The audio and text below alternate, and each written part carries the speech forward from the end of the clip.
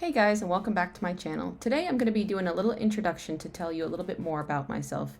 Most people do these kinds of introductions whenever they do like a debut stream for VTubing, but I'm a little anxious to do streams right now, so I'm going to do a pre-recorded one. I hope you guys don't mind. My name is Kaozia, and I am a freelance illustrator. That means I am not backed by any sort of company. I draw and manage myself, all my artwork and stuff like that, and I sell that artwork online. I also go to conventions and stuff and sell my artwork there. But my main source of income is my online stores. I started VTubing because I wanted to work on my communication skills, and streaming and making pre-recorded videos is something I would like to do as a really good hobby.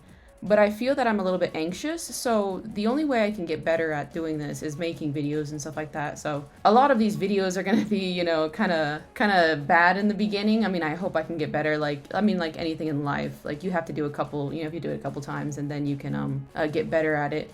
So that's pretty much my goal, is to get better at talking, get better at communicating, and hopefully I can make some helpful content to other aspiring artists, VTubers, or other people who just want to communicate better. I really like working on my communication skills. Some of my goals for VTubing is just to have like a new hobby, because art used to be my main hobby and it was a really good way for me to express myself. But because it became my professional job, I no longer have art as a hobby, so it's like I don't get to enjoy art as a hobby anymore. So I think making YouTube videos and stuff like that is a good way for me to, have something new to enjoy. So my goals, I would say, to get better at making YouTube videos. That's my goal. My rigger is RJ Hinode on Twitter. She did a fantastic job.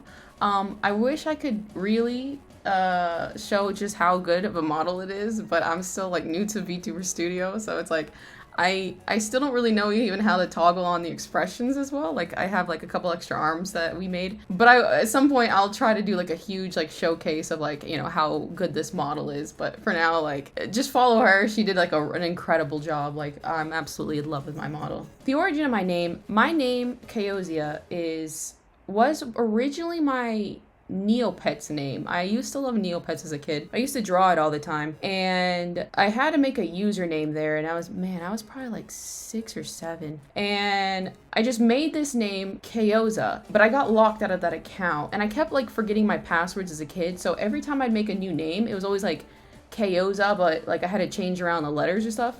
And so at one point I realized I can just add an I in there, and then it becomes Kaozia. But whenever I see this word, I always think of the word Kaoza. So you might hear me interchangeably say, my name is Kaoza, my name is Kaozia, because like, I see this as Kaoza, the name, but like it's pronounced Kaozia. But at the end of the day, it really doesn't matter. Generally, what I like to do is think of myself, the artist, as Kaozia, and then my character, like my little character you see here, is Kaoza. So that's the origin of my name. The origin of my design, I'm very influenced by music. That is my main source of inspiration for creating. And the theme is like Masa Works Design. I don't know if any of you guys have heard of him, but he has like really high contrast sounding music. I mean, like his artwork is also very high contrast too. It's very Japan inspired, so that's where I got this whole, design from, was just kind of pretty much like his music in general. Like his music is what really, really inspired me to do this design. My character though is, as you can see, is like some sort of fox thing, but it's actually based on the Loop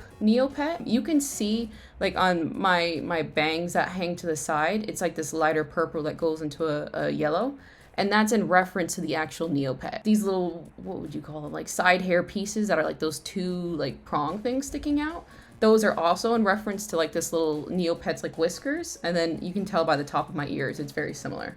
So yes, I'm technically a fox, but at the same time, like I'm based off of the Neopet that I loved so much as a kid. Like when I had Neopets, like this was my Neopet. My Neopet's name was Kaoza, so I loved it very much. So I kind of transformed it into what you see here. What are my hobbies? My hobbies are studying philosophy, psychology, mental illness, and reading books. I like helping people and helping them understand their perspective on mental illness and stuff like that, since a lot of people don't have the resources to, say, financially reach out to somebody for help. I try to study it as much as I can to get a good understanding of it, because at any given time, mental illness, is very something that bothers a lot of people. And if I could even get like a little bit of an understanding to help people understand themselves a little bit better, that's like my ultimate goal in life. I like to read a lot of books, and some of my favorite authors are like Robert Greene, Plato. I actually unironically read a lot of Socrates. I love the way the Socratic method and how they communicate in the books. I think it's a very valuable way of problem solving when talking to other people. And I also like to read a lot of college textbooks as well. I think college textbooks, depending on their generation, they always are changing and updating, and I think it's very valuable information. But you also have to know that a lot of this information changes over the years. Another book that I like to read a lot is a DSM-5, which is like the mental illness guidebook, and it's by professionals, and they talk about what are the criteria of this updated diagnosis of mental illness. If you've ever read the DSM-5, you'll notice that like a lot of times they'll reference past versions of it. So like they'll say like, oh, back in DSM-3, bipolar used to be an anxiety disorder or something like that. I don't know if that's, and don't quote me on that, but they'll show that this whole diagnosis of mental illness is changing as we come with new information. So I find like reading updated manuals on those types of things is very beneficial, especially for understanding people. So I think at the end of the day, my biggest goal is to understand people better and hopefully help people understand themselves. I'm not really big on playing video games. I like watching video games, but I'm just not good at them, and it's never been something I'm really interested in. I did like gacha games for a while. I still play them occasionally, but I was like severely addicted to the gacha mechanics for a while, and it was becoming very, very, very, very, very unhealthy. So I don't really try to focus on them as much anymore. My favorite technically gacha game right now is Project Sakai. I love rhythm games and stuff like that. That is the only type of game I will like play all the time, and I've played like all my life. But as far as like first person shooters, RPGs, stuff like that, I'm not a huge fan, at least not anymore. I do like playing chess. I'm very bad at it though, but I do like the concept of it, and I hope one day I can get better at it. I also like to collect vintage cameras. It's not necessarily, I love photography in general, and I love looking at old technology. And it's not necessarily I want to use these cameras, and because it's like film's very expensive.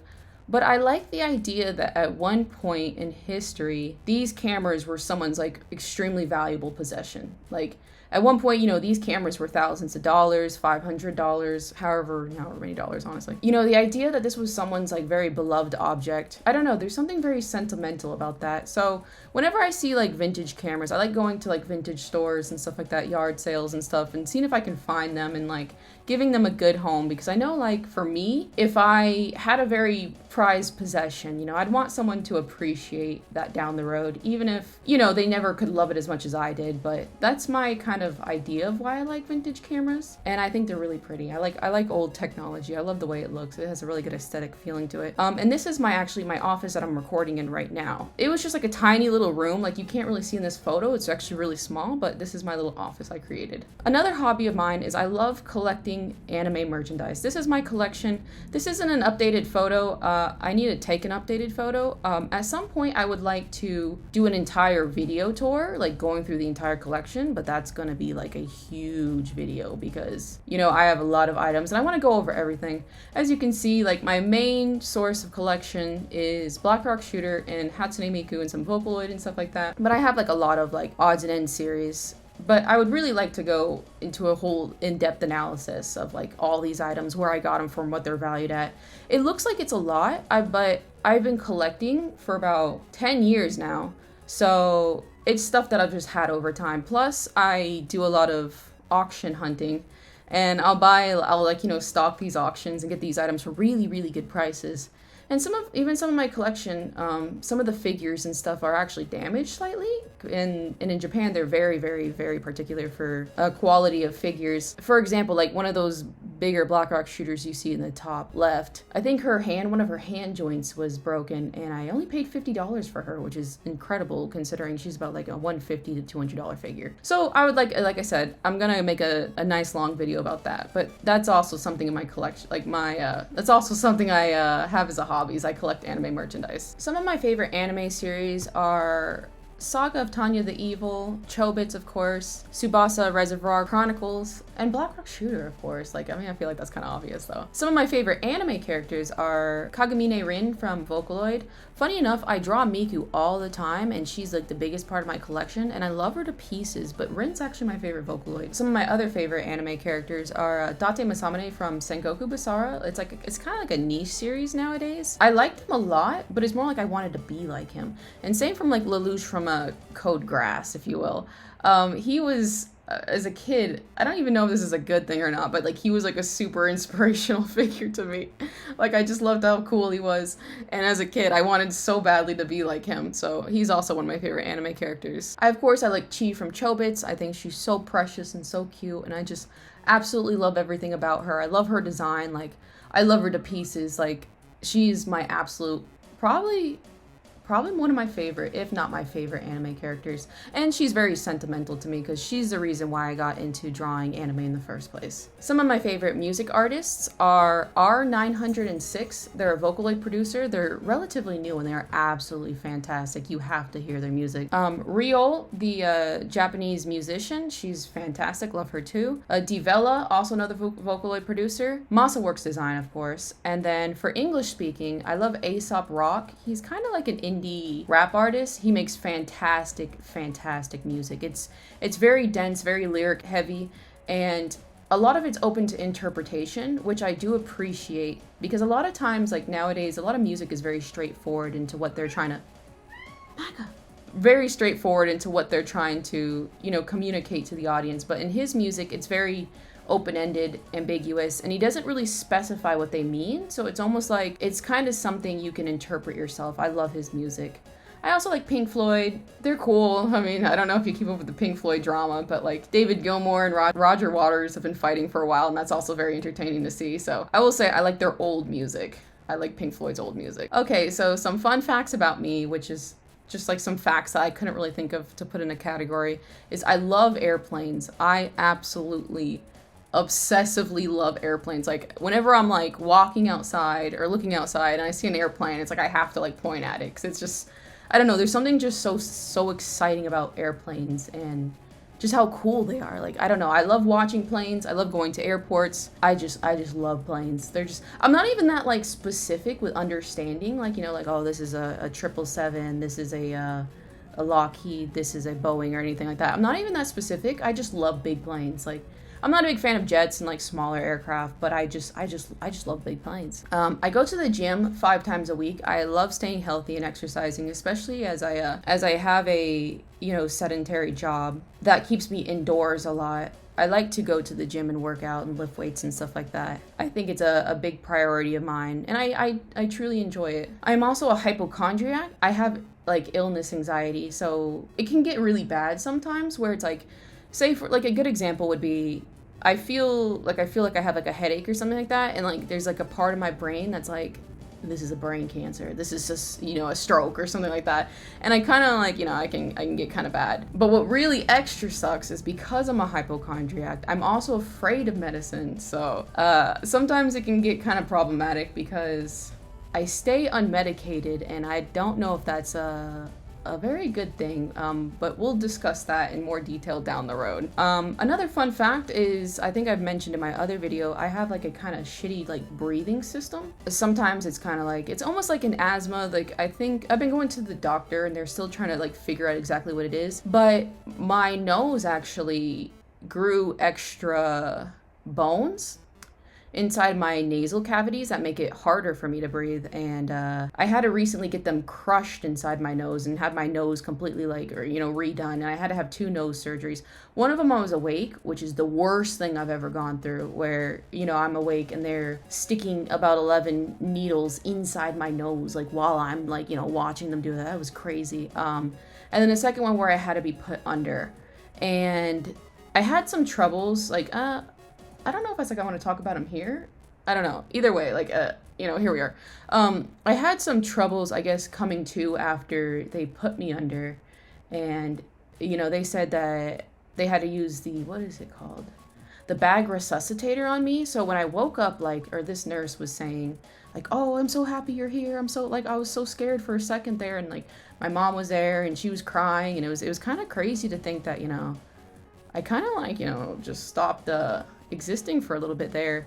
And I bring that up because that was a big revolutionary change in my life where I was like, you know what, man, I could have just stopped existing. So after that, I became kind of manic and I was like, I'm going to live life exactly how I want to live life. If I want to do something for example, I didn't want to be a VTuber for the longest time because I'm not very high energy. I don't have a cutesy little voice or anything like that. So I was like, man, I would love to do this, but I don't feel, like I fit the criteria. But after that moment, I was like, who cares, dude? Who cares? Somebody's got to be out there being the VTuber, that's mentally ill, very quiet, very low energy. Somebody's got to fill that niche, and I guess it's going to be me. So that's actually why I started VTubing. Sorry to go on a tangent there. Another fun fact about me is I've lived in multiple countries before, and the most notable one was Japan. And actually, if you follow my artwork journey and my, my store and all that stuff, my first chibi I ever drew, which is Hatsune Miku V4X, I drew that while I was in Japan. And that was kind of like the birth of my entire brand. And because of it, I keep my packaging in Japanese just so I can always remember that, because it's kind of crazy to think, 'cause when I was there, obviously the anime influence is absolutely insane. So it was very inspiring, and to think that was the birthplace of my own little anime brand. It's very sentimental to me, so I thought that was really cool. I'd like to go back to Japan and do some Japan vlogs and stuff like that one day. I think that'd be a lot of fun. Another fun fact about me is I'm mixed, actually, mixed race, black and white, and my dad is from Trinidad and Tobago, and that is a very interesting country, and it's down by Brazil area. So it's the Caribbean, but it's really, really low by Brazil. It's for example, whenever hurricanes come through, they don't even generally get hit by hurricanes because it's so low.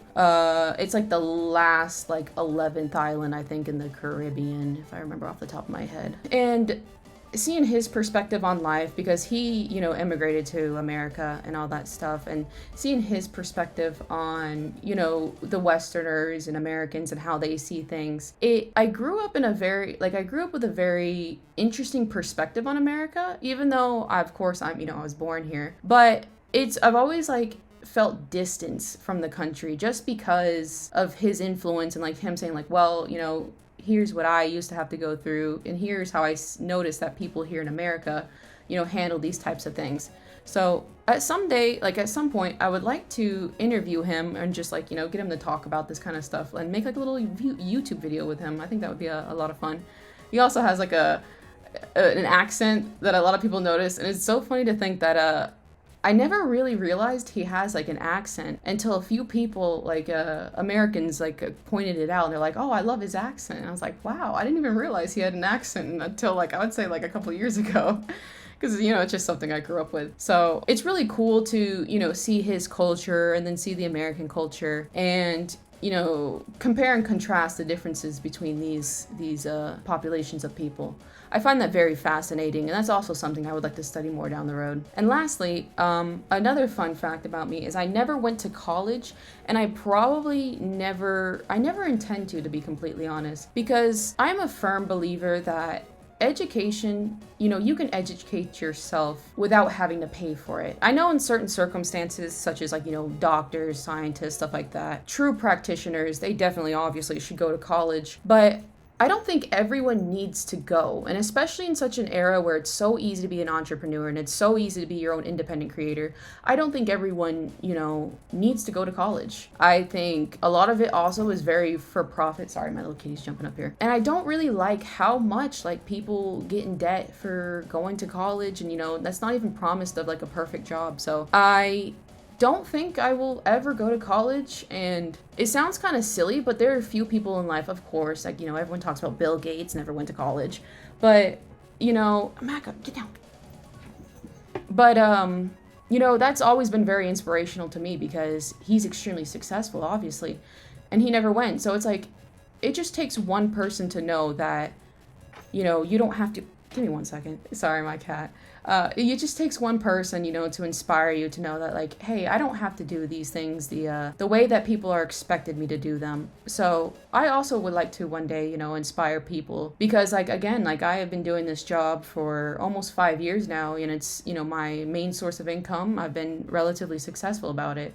I've had some trip ups for sure, but you know, I'd like to inspire people that, like, you don't have to go to college for this. You don't have to. I'm self-taught for everything, for marketing, for drawing, for social media, all this stuff. And it's like, you know, I never went to college for this. And I hope one day that can inspire other people to consider doing this as well, because it's not as daunting and scary as it seems to be. So that's my take on that. So that was my little introduction video. I hope you guys enjoyed it. I'm still a little bit nervous making these videos. I think you could probably hear my voice kind of trembles a little bit. I hope this is, I say all the time, and I've really got to stop that. I'm trying my best, guys. But I also say but a lot too, and I've got to stop that as well. So like this is again why like I want to do these things, because I want to become better at communicating. So I hope you guys will put up with me, and I'm gonna try and fix my audio. I know a few people mentioned that the audio was a little low. I'm gonna try and figure that out. I don't really know what I'm doing, but yeah. I hope you guys enjoyed this video, and I hope I get better at making these videos. So I'll see you guys later. Thanks for watching.